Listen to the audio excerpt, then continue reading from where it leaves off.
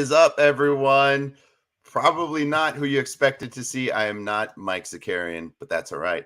It's me, Dustin. And that's the only intro that I thought. We're here to talk entertainment. That's the only intro that I felt was close enough to talk movie stuff, because you get Dwayne Johnson in there, I guess. We don't really have like an intro to talk movies. Maybe we'll figure something out. But I'm not going to be alone in this journey. I have a dear friend of mine who is an entertainment journalist at The Wrap. He's written probably a bunch of stories that you've seen. He is a host of a podcast called Light the Fuse, which is dedicated to all things Mission Impossible, and just an overall incredible human being that is good to have on the show to talk movie stuff. So here we go. I'm adding in Drew Taylor. Wow, that intro was completely baffling to me. But you know what? What was wrong with it? What was it missing? It wasn't missing anything. It was like watching a David Lynch movie or something. I could not put the pieces together. The wolf, the bacon, yeah. That makes complete sense. That's kind of how things operate, right? Yeah. I'll give you one guess as to who edited that video. Is that a Greg Dunbar special? That is correct. That is a Greg Dunbar special. Yes. I love it. So he is the mastermind behind that. We actually had the song first, and then Greg's sort of David Lynch mind puts that together. But we got Kevin Bacon in there and Dwayne Johnson, so we did get the entertainment angle. I feel like the Kevin Bacon image with the Getty logo was definitely great. That's when you know it's us. We're not rich enough to afford the unwatermarked version, so we got to give them their shout out. Thank you, Getty, for that one. But let's talk a little bit about you, Drew. So obviously you are a seasoned entertainment journalist. You want to give us a little backstory on where you are, what you're covering, any of that stuff? Yeah, so I am currently a film reporter at The Wrap, where I'm doing all sorts of reporting on whatever's going on. I just broke a big story about Mondo, kind of downsizing, almost shutting down, but cover everything, have a real focus on animation, and like you said, have this podcast about the Mission Impossible franchise. So if you love Mission Impossible, which I'm sure some people must, check out Light the Fuse. Absolutely. And tell us a little bit about the story that you just wrote, because it's a pretty interesting one with Mondo, as you have all that art behind you, and we are both connoisseurs of a lot of that stuff. Listen, you and I go to Comic-Con, and the hotel room looks like an art gallery afterwards, for sure. But yeah, I mean, Mondo was bought by Funko last year, and then they basically have downsized to almost nothing. Just the vinyl and collectibles units are going to be going forward. So if you have a Mondo poster, treasure it, because they're not going to be making them for very much longer. So yeah, it's sad. We love Mondo. We love the brand. We love the stuff that they've done. So it is definitely sad. Yeah. What's not been sad is the month of March. Look at that transition. The month of March for entertainment, movie selection, everything. It's been big, and it feels like we haven't had this in a while, where it's been like a lot of movies popping out week after week, and not just movies, like substantial movies, big movies that people are going out to see and talking about. We started the month off with Creed 3, huge. Michael B. Jordan's directorial debut, correct? Yes, and the first sports movie shot in IMAX. That's their claim to fame. So all right. I still have not seen it because, listen, some things slip through the cracks, but I'm sure it's wonderful. Everybody who saw it loved it, so I cannot wait to see it. Maybe you and I should go see it. We should go see it. It's on the list. It's been a little bit of a busy time, but I love the Creed franchise. The first one is phenomenal. It is just incredible. It's emotional. The second one, solid, fine, but I imagine this third one is pretty legit, and Jonathan Majors is a stud. That dude is an absolute stud. Yeah. He makes us look like real crap. Yes. Isn't he in a bodybuilder movie coming out or something like that? Yeah, well, I can't even handle that. That's just too much. Oh my God. He's ridiculous. I think he did a video. I saw it on TikTok about like his training regimen and what he's eating and all this kind of stuff. But there's one still that is the image for that. And it's funny. It's like there was a tweet that was viral that was like, is this the only image in the movie The Whale? Because The Whale with Brendan Fraser is just that one shot. They're like, did they not have another photo of this movie that exists. It's only that one for the entire campaign. But that if I'm making that movie with Jonathan Major, I don't release anything else. I'm sorry, you're gonna just use that image for everything. I'm not releasing another because there's nothing more that needs to be said. You say that and you see that and you're like, this is unbelievable. It's that one where he's in like a little like bikini briefs and he's like very shredded. Yes, making everyone feel very bad about themselves and every decision they make when they purchased some Chick-fil-A on a Wednesday. I was gonna say he hasn't had a milkshake, it looks like, in at least 18 months. You're absolutely right. So all right, back to March. Like I've titled this video March Madness because it is March Madness with all the releases coming out. I feel like there's been a little something for everyone. So Creed 3 trilogy. Also, we should talk about most of these are sequels except for one. But Creed 3, Scream 6 came out the following weekend. Shazam 2, John Wick 4 releasing this weekend, and then Dungeons and Dragons, which is sort of like the new offering amongst most of these sequels. But you've seen all of these except for Creed, right? I believe. Yeah, I've seen all of them except for Creed. Yeah, and it's solid offerings, and like you said, not something for different audiences. Shazam is aimed at a younger audience. John Wick is, almost NC-17 and its levels of violence. So, it's something for everyone. And I feel like Dungeons and Dragons, that's really the movie for the whole family. Sure. From young to old, everybody will enjoy it. I was so surprised by how wonderful it was. So that ending the month strong, we love to see that. Those are, I mean, there's a lot of stuff. Like I feel like Scream sort of tapped into a little bit of that younger audience. And that was really, really cool to see a franchise that is, I don't want to say old, but it's not new. Old. The first one came out in 96. Right. And it felt pretty current, obviously with the talent that's involved in Jenna Ortega, but it felt, they did a great job of making it feel pretty current.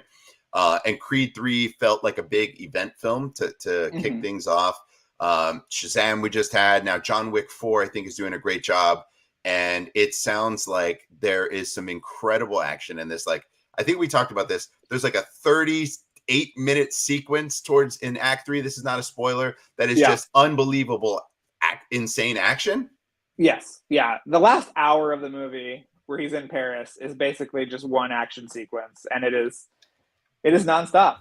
It's so good. It's so well choreographed. It's beautifully done, beautifully shot. Okay. Just, if this is the last one, it's going out on top. There's no way it's the last one. No, there's no way. There's already a spinoff that's already been announced. There's a TV show that's coming out later this year on Peacock. Okay. So even if Keanu's not around, the Wick franchise will be going for a good long while. Yes. Will there be a podcast called Light the Wick at some point? Well, we did a mini series, which you should probably listen to now if you want to hear those, because they might not be on the feed forever. But check out Light the Wick. And I know the chat's messaging in here. It's good to see everyone. Definitely leave some comments if you're watching some of the stuff, if you're excited about any of these, you've seen it. I want to get everyone's thoughts. I will say that the John Wick franchise has not been something that I've been actively involved in watching. I definitely saw the first one because I think it got a lot of hype. The second one I missed out on. The third one I completely missed out on. But I will say the fourth one is coming in hot, and I'm catching up. I am intrigued, and I'm catching up just so I can see this sequence. I just want to see this sequence that you're talking about. And I want to see just how much of the suspension of disbelief I need to have to watch this movie, right? Are we talking fast levels of suspension of disbelief? Or are we talking, where are we at? Where's the scale? Well, I think Wick is great because it is set in kind of an alternate universe where there's this underworld full of these kind of operatic killers and gangsters and things like that. So there is the Wick universe is slightly askew of actual reality, but what those movies do so well is like making a seemingly simple task, like picking up, something from across the room into a giant action sequence. And so that element of that final stretch is what you're going to love. And so it's fun. It's fun. Yeah. We could have him just walk across the room to pick up the gun, but what if he jumped through a window and threw under a chair and someone's shooting guys come in? Yeah, exactly. Yeah. So that's the kind of heightening of the stakes in that last act that I think you'll appreciate. I'm good with that. I'm ready for it. We got it. Our man Weisberg's coming in with the question for you, Drew. How do you feel about the concept of tentpole summer movies in an age where traditional movie theaters are declining generally? I think that's why we talked a little bit about this March Madness, because I feel like we're getting a little bit of a resurgence to people going back to the movies with so many more offerings where we didn't have as many over the last year. Yeah, I mean, I love them. I mean, seeing Wick with an audience, a full audience, was really wonderful. It was sort of a mixture of critics and also, Gen Pop, and the reaction from everybody was so fun. And the same thing with Dungeons and Dragons. It was kind of a mixed crowd, and everybody loved it. And hearing those reactions, it just makes a movie go. I mean, you can have a big TV and good sound and everything, but nothing beats that. And I think this summer is going to be awesome because there's just going to be so many movies coming back, and so many giant movies: Mission Impossible, Barbie, Oppenheimer, Fast 10. I mean, it's every week is going to be something really giant that you really have to see on a big screen. So I'm very excited. I agree. I think we're getting sort of that appetizer now with this month. That's why I really wanted to talk about it. And I think it rolls into April as well. But we're really getting that. We're really getting at this month, and it's been fun to see because, like I said, there's something for everyone in all of these different movies. Like a lot of sequels for sure, but offerings. And then we didn't even mention Super Mario Brothers, which is coming out at the beginning of April, which is going to be gigantic and looks like an absolute fun time for everyone. Yeah, I mean, there's a lot of fun movies coming out in April. We've got Renfield with Nicholas Hoult playing kind of Dracula's, sidekick, and Nick Cage as Dracula, which is very crazy and fun. And a movie called The Pope's Exorcist with Russell Crowe, which is really fun, by the guy that did Overlord, which I don't know if any of you guys saw that, but it's a really underrated movie from that's right. I didn't see it, but I know of it. You were intrigued. And it looked terrifying. Is why I didn't watch it. Yeah. So this is kind of along with, it's an exorcist movie set in the 80s with Russell Crowe as a fat exorcist, and it's just great. So there's a lot of fun stuff coming out. I mean, there's just plenty to watch, and it's so good to have options and to be drawn back to the theater every week, which we're going to need. Yeah, and we didn't even touch on Air. I know Air. Well, Air is interesting because it's Amazon's first big theatrical bet, right? Which they now own MGM, so I think they were kind of emboldened by the success of Creed. It opened, the biggest Creed opening in the franchise. I think I'm seeing Air next week, but the only thing I've heard is good things. Yeah, and that's the other thing is another movie that's coming out at the end of this month on Apple TV Plus, Tetris, is also really fun, and I recommend to everybody. And it's kind of the same thing as Air, where it's like about the guy that got the rights to Tetris in America. It's like a Cold War 80s thriller, but it actually happened. And it's very fun. When does Ghosted come out? Isn't that another Apple TV Plus movie too? Ghosted is that April? That's April, the end of April. Yeah. So there's a lot of different movies coming out, essentially. Yeah, and that Murder one looks pretty fun. That's right. Yeah, that's right. So, John Weisberg wants to know. I mean, I think we know the answer to this. What is going to be number one, Air or Mario Brothers? It's going to be Mario Brothers.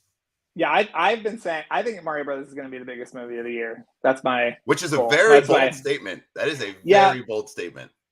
But it's hitting all the right buttons. There's a park, that just opened out here in. At Universal Studios, which Dustin, you have not taken the boys to yet. No, I have not yet. I'm sure you will in the very near future.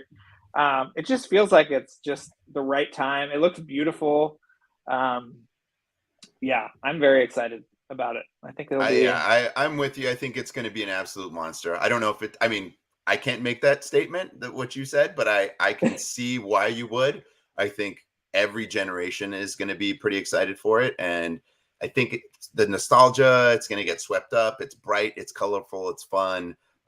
There's curiosity factor, so it's going to be wild. It's going to be interesting. I'm very excited. Dustin, it was directed by two of the guys that made Teen Titans Go to the Movies, so we're in. Incredible movie, incredible songs, incredible humor. We should also add underrated humor on those Teen Titans for sure. Yeah. Well, look, that's the kind of the movie stuff, and we didn't talk about Dungeons and Dragons as much, but we we're hearing the movie's pretty hilarious, right? Like I they've been loved it. Yeah, I mean, it's funny, but it's also exciting. It reminded me of movies like Big Trouble in Little China. Is the kind of vibe, or Mhm, I know people like Princess Bride a lot. It's kind of in that sure. same wheelhouse. So yeah, I think it's really, it's produced by a guy that was there at the beginning of Marvel Studios. It's got that same kind Jeremy of feeling of Latcham. like Jeremy Latcham, Yep. friend of Great guy. ours. Yeah. Yep. But that, it could go in a bunch of different directions, just like Iron Man kind of opened up the doors to the MCU. I think this is going to do the same.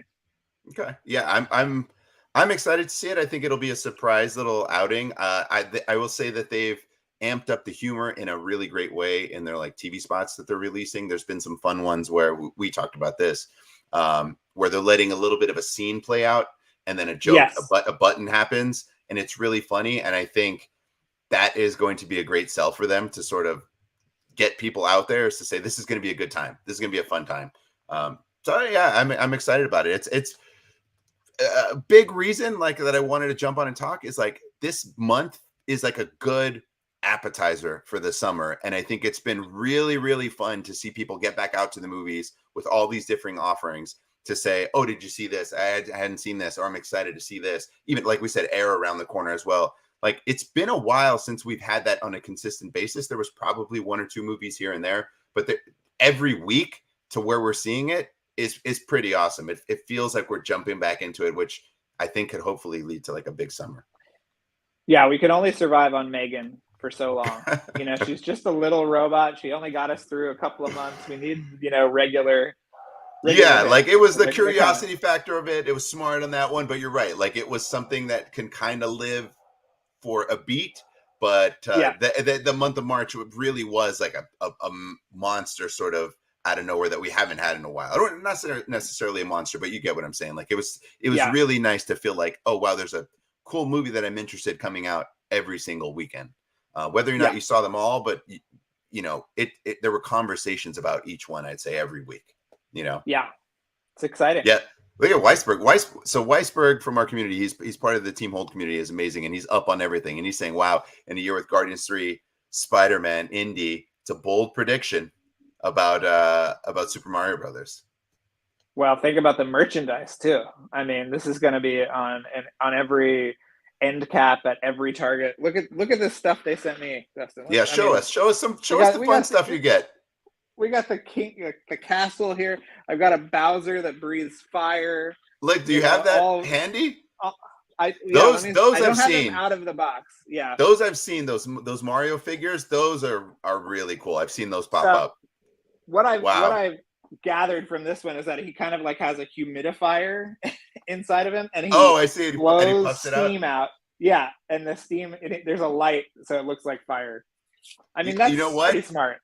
It's insanely smart, and I'm mad because I'm gonna have to buy that. Like the kids are gonna want that, it. I think I know a guy who can give it to you for $0. So yeah, I'm sure Katie's like, get rid of this stuff. Yeah. Yes. Yeah.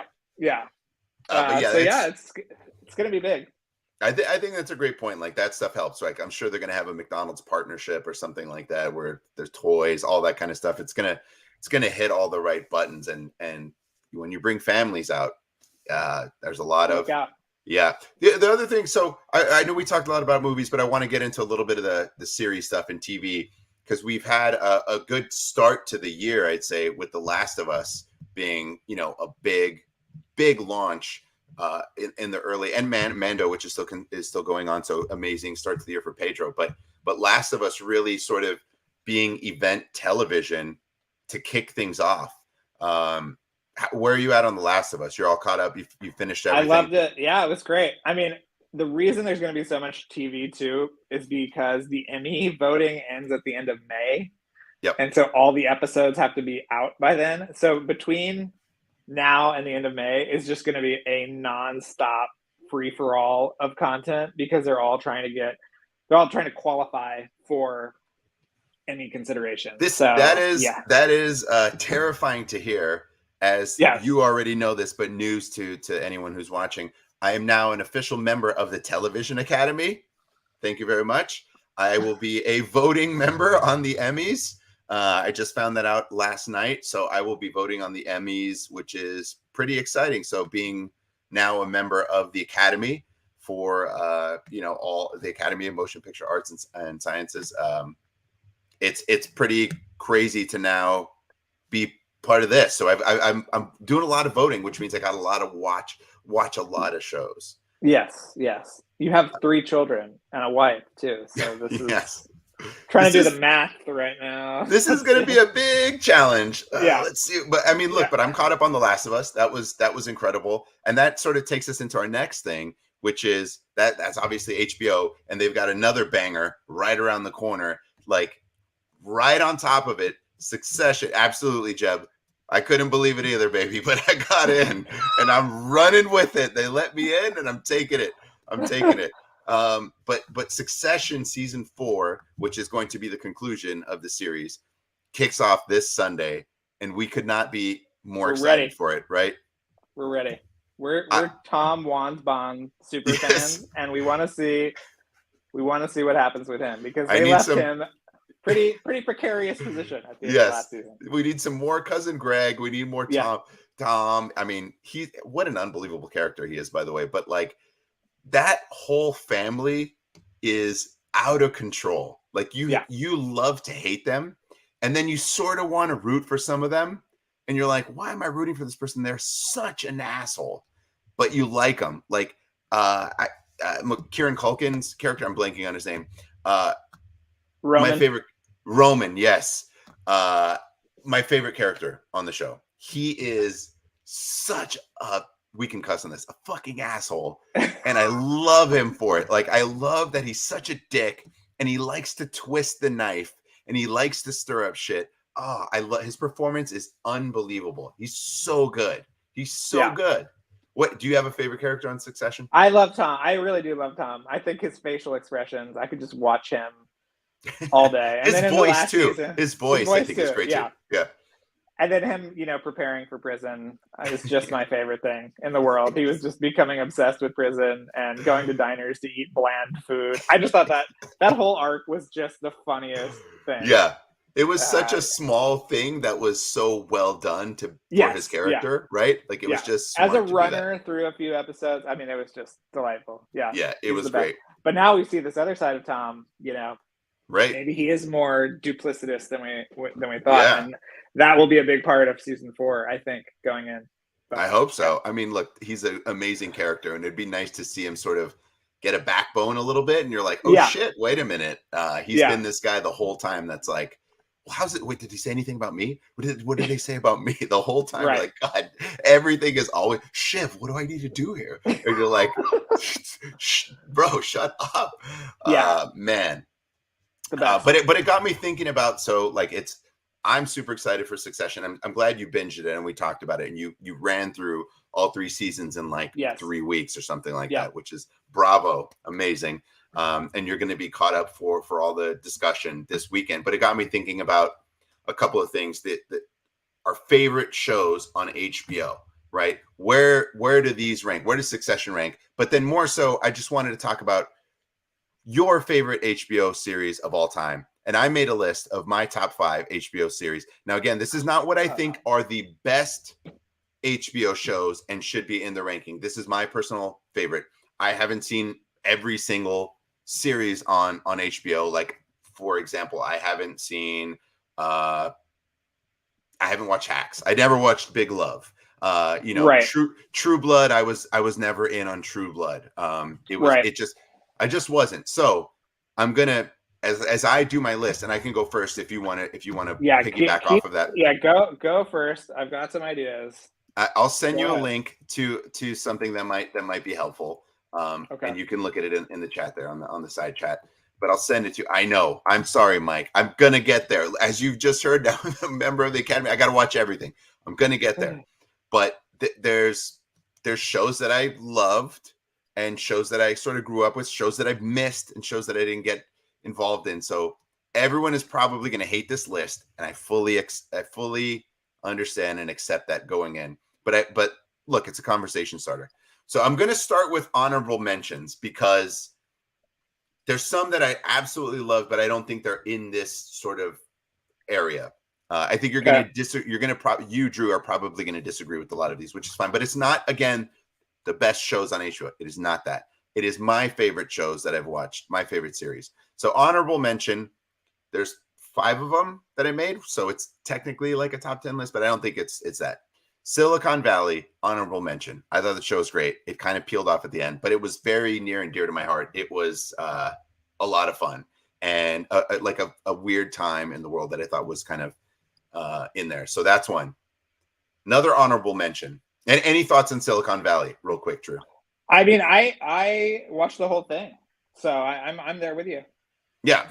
Not maybe the best, but it was fun for me. So honorable mention. That's where I'm at. Second up, Flight of the Conchords, honorable mention. Wonderful. People forget about Flight of the Conchords. Comedic geniuses, some of the best songs ever. Unbelievable. Leggy Blonde, I can still recite that. Incredible song. So Flight of the Conchords, honorable mention. Not top 5 for me, but I loved it. Next up, Boardwalk Empire. Interesting. I know, not there. I enjoyed it. I liked what it tried to do. So honorable mention. Oh my God, Stan loves hated Concord. Makes sense, actually. What? Makes sense. I don't know how that is possible, but for you, I think it makes sense. So Boardwalk Empire, a lot of fun, great characters, something a little different. Nice big sort of reveals and twists, I thought. And Steve Buscemi's great. So not top tier for me, but I really enjoyed it, what it was at the time. Next up, this one's going to shock everyone. You guys ready? This one's going to shock everyone. Honorable mention, not top 5. The Wire. The Wire. Wow. I would second it. You know what? I think it's gotten enough love. We didn't need to give it love, you know? Okay, so here's my take on it. I didn't watch The Wire at the time. I don't know why. I do think I might know why, and it'll get into my list. But I didn't watch The Wire, so I can't rank it in my top 5. I will say this. I did try and rewatch it maybe about 7 years ago, and it was good. It was tough because I missed it. And maybe it felt a little dated at the time when I'm rewatching it, so I get it. But I think it should be honorable mention. It should make it based on what I saw. But it can't be a top 5 for me because I didn't watch the whole thing at the time and it wasn't there for me. So I get it. Tough. But I'm glad to hear that you're saying, like, look, it's okay to say that it's not the best HBO show of all time, correct? It's fine. Yeah. Okay. All right. Last honorable mention. Short 2 seasons, tight 2 seasons. How to Make It in America. I liked it. Oh, it was fun. Kid Cudi? Not amazing, but kind of wished it had continued. I liked it. I liked the actors in it. Little underrated show that was sort of in the corner. Never going to get mentioned in sort of like the biggest, best shows of all time. So there's that. Another one that technically didn't make this list that I thought about, and I could have replaced it for this one was Deadwood. I was very close to making an honorable mention. I didn't. Controversial, probably. All right. Moving into top 5. Number 5. This is a big cheat. You ready for this? Because it's tied. 2 shows tied. It is Succession and Oz. Okay. I love them both for very different reasons. I love them both. I thought Oz was great. Not for everyone. Probably not the best show. But for me, I absolutely loved it. A lot of big actors that came through there that went on to do a bunch of different things. So I'm putting those 2 tied number 5. Any thoughts? I mean, Oz, one of the first, one of the originals. Yes. A lot of prison rape, that's for sure. maybe someone argued too much. Yeah, man. Someone argued too much. Yeah, that's fair. That's fair, but unbelievable characters, amazing kind of scenario that I hope none of us are ever privy to IRL. And yeah, I'm a sucker for stuff that takes place in a prison and they figure things out, like Prison Break, the show I loved as well.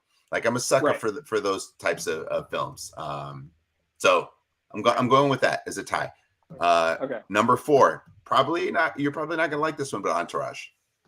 Entourage is there for me. Where are you at on that?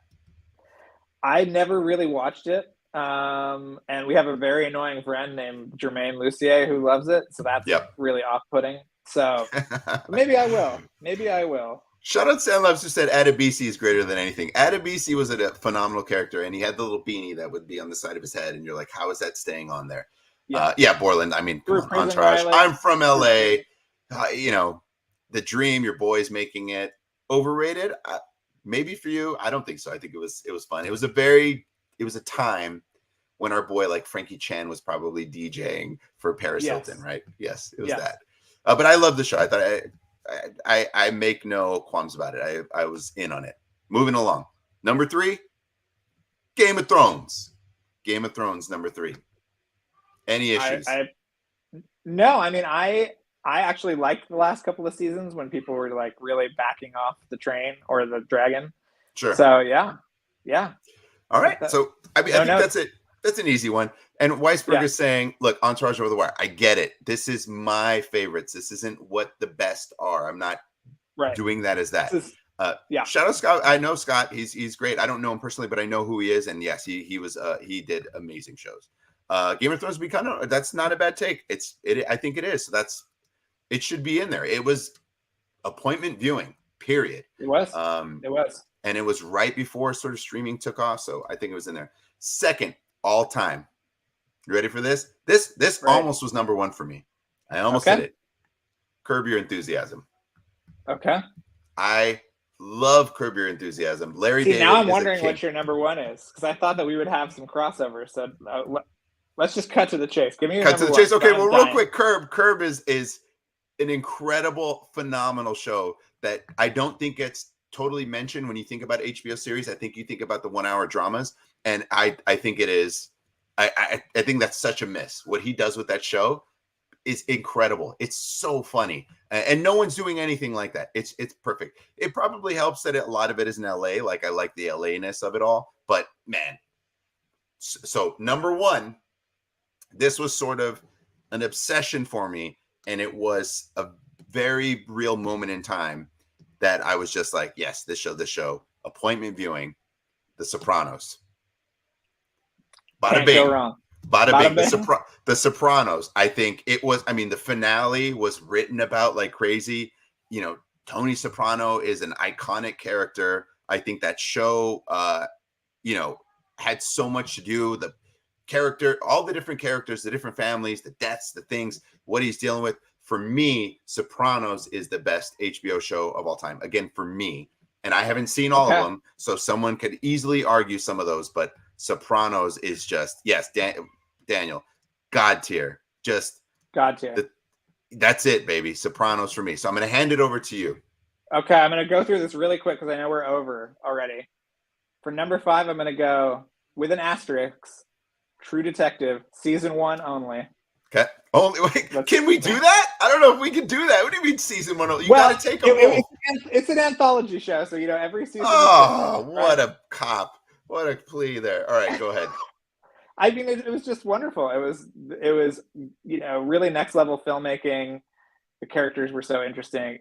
People were so hooked on what the sort of underlying mystery was. Yeah, Mike was a big True Detective fan, so I knew he was going to echo that statement. Yes, we can. Okay. Yep. So number 4, I'm going to say it's about to end. Our beloved Barry.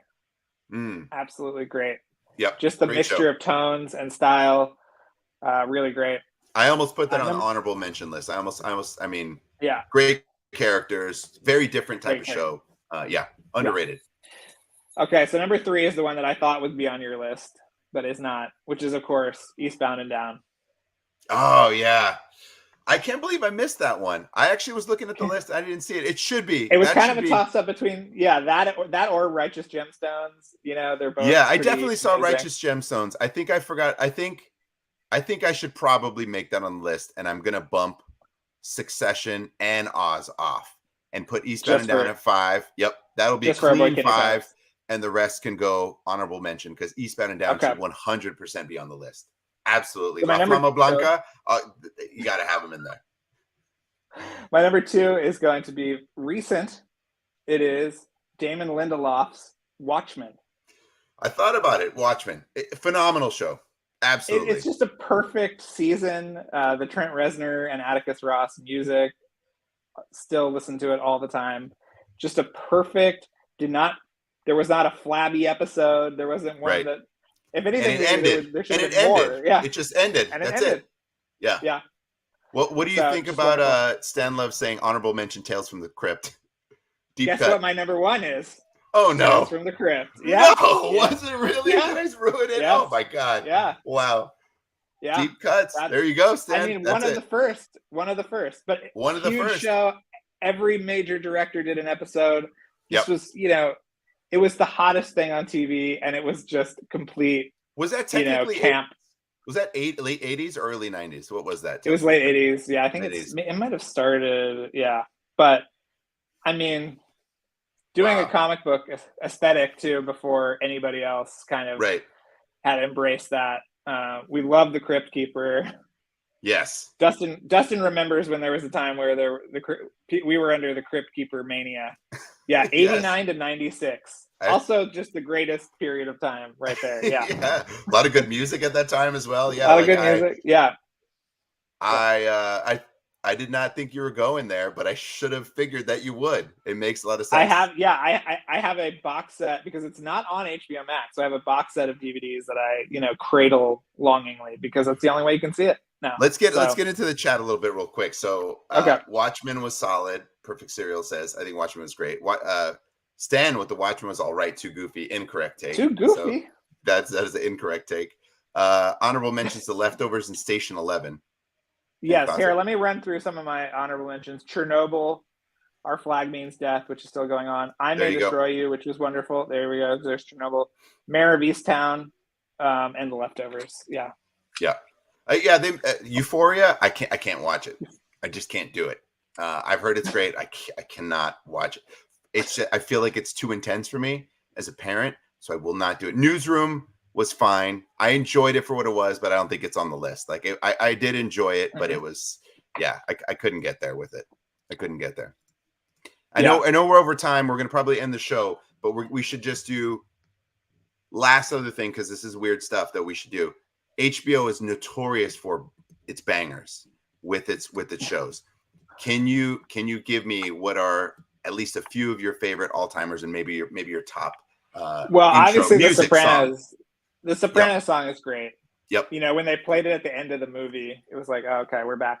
Yep. I like the True Blood song. I know you never watched it, but it was a hit. And then you know what? I'm gonna go back to Tales from the Crypt. Great opening music by Danny Elfman. It's great. Going through the castle, Sure. Just Danny Elfman on everybody's Halloween. Yeah. Everybody's Halloween mix has to have that. For sure. I'm gonna stick to sort of stuff that's already on my list, but I thought the Curb Your Enthusiasm music is just iconic.